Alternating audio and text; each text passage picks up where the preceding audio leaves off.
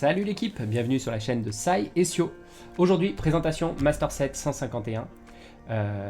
Il est fini pour nous et pour le coup avec Sio depuis un petit moment. Vous retrouverez les vidéos de l'intégralité des ouvertures. On a eu quand même plutôt beaucoup de chance, peu de doubles. Mais avec le repop que vous allez avoir prochainement du 151, là ça commence progressivement, mais sur cette fin d'année, surtout décembre, on va pouvoir retrouver un petit peu de 151. Enfin, en trouver.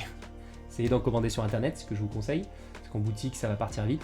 Donc je me permets de vous présenter cette collection finalisée au complet pour ceux qui voudront essayer de commencer à essayer d'en avoir un petit peu. Juste, je vous montre le classeur, parce que intéressant peut-être pour ceux qui cherchent des classeurs. Ultimate Guard, vous le trouvez sur Amazon, je crois que c'est une 25 €, quelque chose comme ça, avec une fermeture hyper pratique. Hop là. Donc là-dessus, Master Set. Je le reprécise pour ceux qui peut-être se poseraient la question. Pour les initiés, forcément, ça va leur parler tout de suite. Le principe d'un Master Set, c'est de posséder full set. Vous avez l'intégralité des cartes, en tout cas en termes d'image. Master Set, vous êtes sur un doublon au niveau des numéros parce que vous allez avoir la version traditionnelle et la version reverse, comme vous pouvez le voir ici. Donc pour pouvoir remplir. Moi, j'y rajoute dans ma conception tout ce qui est cartes promotionnelles que vous allez voir à la fin. Pour moi, dans un Master Set, il vous faut l'intégralité des cartes promotionnelles, françaises, pour le coup. Hop, donc on commence par les starters, vous pouvez trouver, avec les cartes Hex.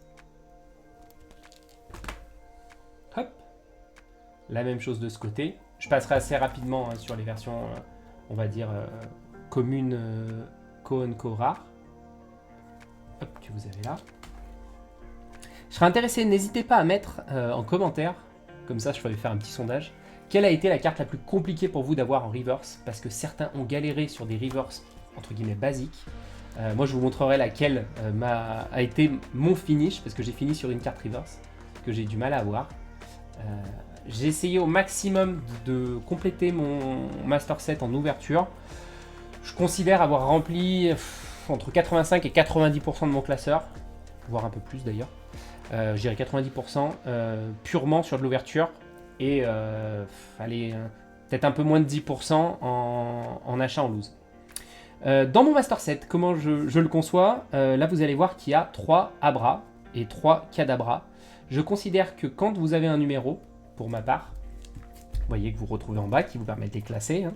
Pareil, une évidence pour certains, mais là, Abra existait en 3 versions, numérotées 63. Il y avait une version qui était dans le coffret, donc que je ne mets pas à la fin en promotionnel, parce que je considère qu'ayant un numéro, elle va faire partie de la liste, et donc je la mets à la suite. Pareil pour Kadabra, qui avait 3 versions, avec un holographisme spécifique. Je ne sais pas si on va bien pouvoir... Ah si, on le voit bien. Vous voyez, magnifique. C'est là où il fallait la chasse au Spiruli. Donc là, pareil, moi je le considère dans mon Master Set, et je les mets à la suite. Hop, vous retrouverez donc à la suite pour avancer au 151 Pokémon.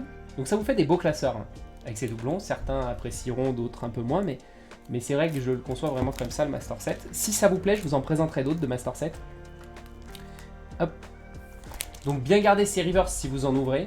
Honnêtement, c'est recherché. Ça a une petite cote. D'habitude, des reverse, c'est assez faible en termes de prix. Là, pour le coup, sur 151, vous pouvez avoir des valeurs de 3 à 5 € pour certaines cartes. Alors moi c'était sur Fossil Nautile que j'ai galéré, voilà c'était ma dernière, Fossil Nautile ancien pour le coup, pas Fossil Dome. Donc là j'ai galéré à avoir la reverse et je l'ai eu lors d'un échange avec d'autres reverse, etc. Et ça a été la dernière carte qui a complété pour le coup le Master Set. Ah quoique, je vous dis ça, mais j'ai chopé deux promotionnels que j'ai galéré à avoir. Ensuite on va arriver là pour le coup à ce qu'il y a de plus intéressant, toute la partie des AR qui sont magnifiques.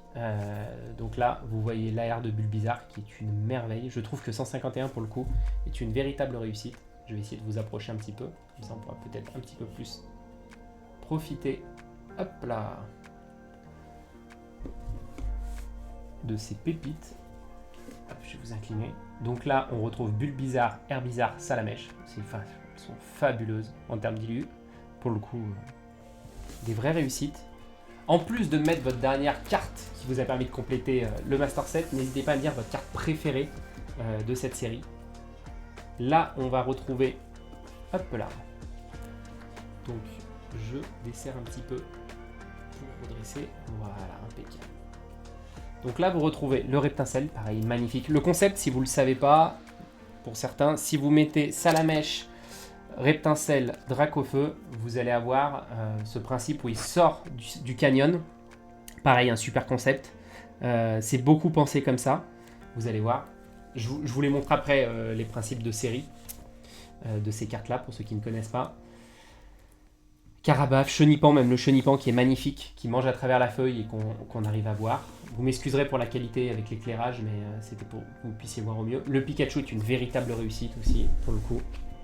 Carte magnifique. Véritable réussite. Moi, une de mes préférées quand j'avais vu la présentation du set, c'était Psychoquack. Psychoquack, elle m'a rendu dingue. Le côté qui représente vraiment ce Pokémon-là, en train de descendre les marches, seul. On sent limite sa pointe de stress. J'adore ça. Tartzulu aussi était magnifique, mais bon, j'ai envie de vous dire, en termes de série, je trouve que c'est une des plus réussies du bloc EV, sans nul doute. Même si des belles choses nous attendent là, la Monita. Ensuite, vous arrivez sur les full art. Full art qui avait une cote, c'est pareil, c'est assez rare parce que des cotes sur les full art dans les blocs, bon, bah souvent ça cote peu, hormis pour les anciens. Mais pour le coup, là, il y avait des vraies cotes sur des full art. Bon, bah, pour certains, vous le savez tous, mais la Drac qui était assez chère, qui a eu un pic, elle a été longtemps à 50, dans les prémices, et après, elle a assez rapidement plafonné à 100. Et donc là, elle est bloquée à 100 € pour le coup. Bon, il s'est passé 2-3 trucs autour de la carte sur lesquels je ne m'étendrai pas, qui a fait qu'elle s'est retrouvée à 100 €. Bon, certains en ont profité, je pense, pour se faire un petit peu d'argent. La Fenard qui est sublime. Pokémon chouchou de ma petite fille qui adore ce Pokémon-là. Je passe rapidement, mais Draco sublime. Bon, Liputu X, hein, c'est pas là qu'on célébrait quand on l'avait. Hein. Gros lemme. Hop. Mais en tout cas, des full art vraiment bien réussis qui mettent en valeur le Pokémon. On va arriver sur les choses les plus intéressantes. Les petites pépites. Donc les dresseurs qu'on retrouve. La Mew-X pour finir la partie full art. Après les dresseurs en full art que vous avez jusqu'à Giovanni. Dresseur full art. Et là, vous arrivez sur les alternatives. Alors, bon, Florizard, pépite ultime en termes de réal. Enfin, pour le coup, magnifique. Vous avez le Dracofeu qui est sympa, qui est la carte la plus chère de la série.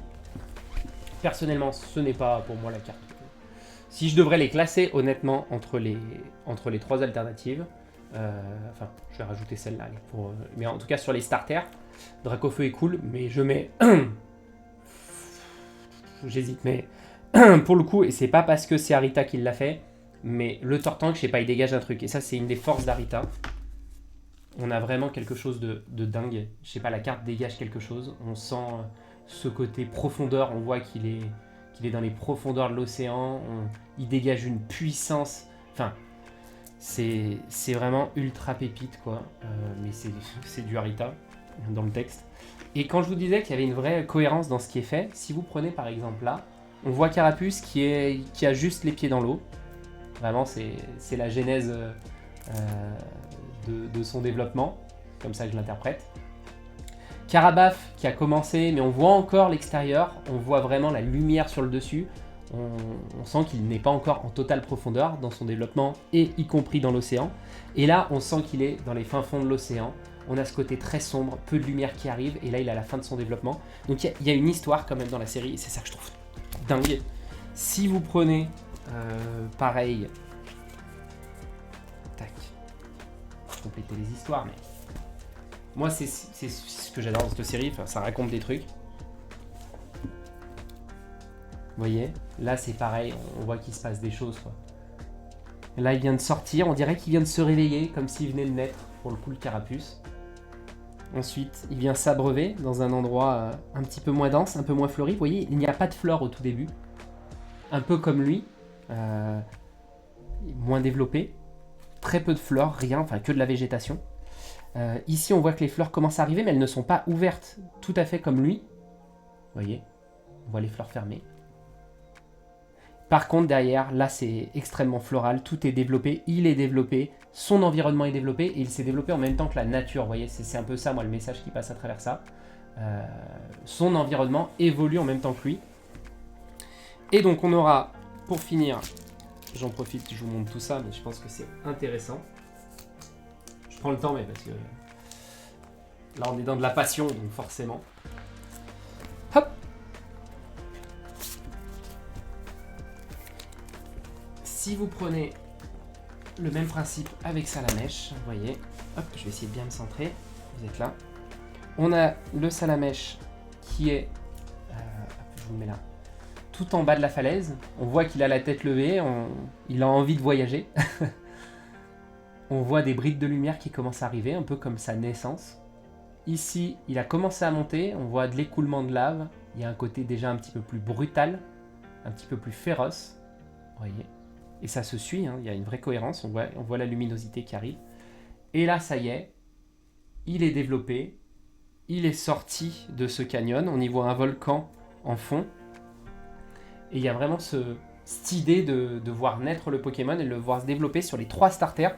Ça, c'est mon interprétation, c'est comme ça que je vois la chose. Et ça fait de cette série, pour moi, une série avec, en plus de magnifiques cartes, des cartes qui ont du sens. Et ça, pour le coup, je trouve ça hyper important quand on voit la carte et qu'on y ressent quelque chose. Le Alakazam, donc pareil, magnifique en alternative. Le lecteur qui est incroyable. Toutes ces cartes qui se passent dans le ciel, pour moi, elles ont quelque chose. La Altaria de Faille Paradox, pareil, hein, elle dégage un truc. C'est des cartes qui sont... Du moment que c'est des Pokémon en train de voler, enfin, avec ce fond derrière, je trouve ça magnifique. C'est toujours des cartes qui marchent en plus et qui cotent, parce que les gens ne se trompent pas. Il y a quand même une vraie relation avec la beauté de la carte. Les Gold, qui arrivent en fin de série. Et bien entendu, vous avez les énergies derrière, où j'ai essayé de garder celles qui ont les plus beaux Spiruli. Hop, et vous retrouvez ces énergies. Magnifique. Cette série est incroyable, enfin. De toute façon, pour ceux qui ne l'ont pas faite, c'est vrai que de la prendre maintenant, ça semble être un pavé monstrueux. Parce qu'elle coûte cher à réaliser. J'estime le Master Set à 1500 € à peu près. Mais voilà, sublime et à faire en ouverture incroyable. Et là, vous avez les promotions. Les 3 promotions qui étaient dans le coffret poster. Ici, vous avez les promos qui sont du coffret Alakazam, coffret lecteur, qui était sorti. Mais là, je les ai mis ici parce que comme vous voyez, elles ont les numéros promotionnels. Ici, la carte Gold, mais Gold qui était de l'Ultra Premium, donc en dur, métallique. Forcément en anglais, hein, ça n'existera pas en français. Une carte Gold, vraiment Gold métallique, vous voyez, est en anglais. Ils ne s'embêtent pas à la réimprimer. La Gold de la série normale est bien entendu en français. On y trouve le Ronflex de l'UPC, le Mewtwo de l'Ultra Premium et la Mew de l'Ultra Premium qui est pareil. Ça, c'était des cartes qui étaient dans la série normale en japonais. Magnifique. Véritablement incroyable. C'est toujours dommage parce qu'en vidéo, ça rend pas aussi bien que de les avoir en main. La Mewtwo qui dégage une puissance incroyable. J'espère qu'ils vont s'en inspirer pour la série Rocket, d'avoir un Mewtwo assez sombre qui dégage la puissance qu'il a. On retrouvera les mêmes promos que je vous ai montré mais que je garde en scellé. J'aime bien avoir en scellé dans un Master Set avec les 3 versions scellées. Et aussi en scellé, je vais pas les sortir, je vais pas m'embêter. Les Pokémon Ensemble. Pokémon Ensemble étaient des cartes qui étaient distribuées gratuitement par la poste à Lyon, Pardieu et à Paris. Voilà, fallait se rendre à l'événement et s'envoyer par courrier la carte, chose que je n'ai pas pu faire. Et les cartes maintenant sont assez chères, je crois que c'est à peu près 50 € l'unité. Moi ça va, je suis arrivé à avoir bien moins cher, moitié prix d'ailleurs, j'ai eu 50 € les deux. Et vous voyez ici marqué Pokémon Ensemble, en dessous de Pikachu et en dessous d'Evoli. Donc carte assez complexe à avoir à l'heure actuelle, vous pouvez que les acheter, d'où le prix. Voilà, pour compléter cette série. Donc cette série est incroyable. J'ai vu, ça c'est pas une annonce, je ne sais pas, dans le coffret Dracofeu qui est sorti là récemment, je sais qu'il y a des cartes qui sont en lien avec 151. En termes de promo, je ne sais pas si c'est des promotionnels de 151 ou une réédition, je vérifierai pour voir si elles vont venir compléter ce Master Set. Parce que pour le coup, j'ai le coffret Dracofeu que je n'ai pas encore ouvert. Je vais pas le garder en scellé, je suis pas un collectionneur de scellé ni quelqu'un qui fait des profits sur ses achats. Je suis vraiment là, moi, pour le coup, pour la collection. Hop là, j'ai tapé dedans. Voilà, bah écoutez, j'espère que ça vous a plu. Si vous êtes intéressé à revoir des collections et que je vous présente d'autres master sets, j'ai par exemple le master set S12A qui est la fin de série japonaise, qui comporte énormément de cartes, qui est l'équivalent de Zenith Suprême, voilà, mais en japonais, donc je pourrais vous la présenter. Et j'ai aussi quelques cartes en loose que je vais vous présenter prochainement, qui sont quelques pépites. Voilà, et on fera bien entendu la présentation Retour de Paris du Royaume, parce que j'ai prévu de revenir avec des pépites incroyables, donc faut pas hésiter, et toujours de l'ouverture avec Sio. Voilà l'équipe, en tout cas n'hésitez pas à vous abonner, ça donne énormément de force, en tout cas Sio est ravie en ce moment, parce que le nombre de vues explose, et pour elle c'est un régal de voir que ce qu'elle fait est apprécié, et j'apprécie aussi, je vous en remercie pour ce que vous faites ces derniers temps, donc n'hésitez pas de follow, liker et surtout vous abonner, ça donne énormément de force, je vous en remercie. Et puis on se retrouve prochainement pour du Pokémon. Allez, ciao l'équipe.